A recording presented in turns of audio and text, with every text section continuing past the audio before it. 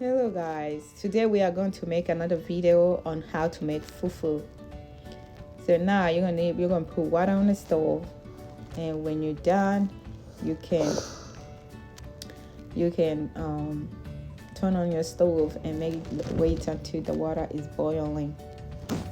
When it's boiling, and make sure now how much water you're gonna put on the stove, it depends on how much fufu you want to make, and always put extra water.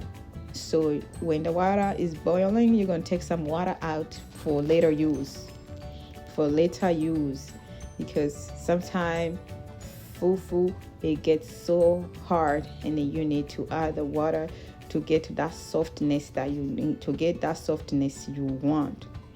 And when you're done taking water out, you add your flour, and now it's the time for workout. It's that time for workout. Then you mix the flour and the water. Make sure they all blends in. Like water in the flour, it's all mixed up. There's no water. You don't see no water. You don't see no flour. So everything, it all becomes like a dough. Yeah, it's like a dough. See the way I'm doing. At this point, that's when you know if you need that water you took out or not. For me, I had to add some water, and let me tell you, I had to use all that water because people now like, the softness of your fufu is different for everybody.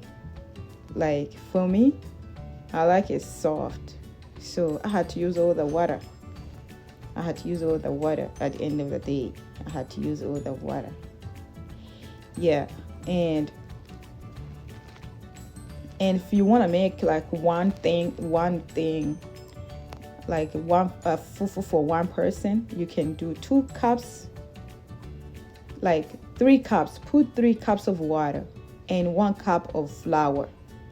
And when the water boils, take 1 cup out for later use, and then put your flour in and do as I'm doing. And when you need the water, because every flour it's different flour, and here I was using corn flour with mixed with the cassava flour. Now you can eat this fufu with anything you like. Cassava leaves. You can eat it with stew. You can eat it with fish soup. You can eat it with daga. You can eat it with anything you want. Yep.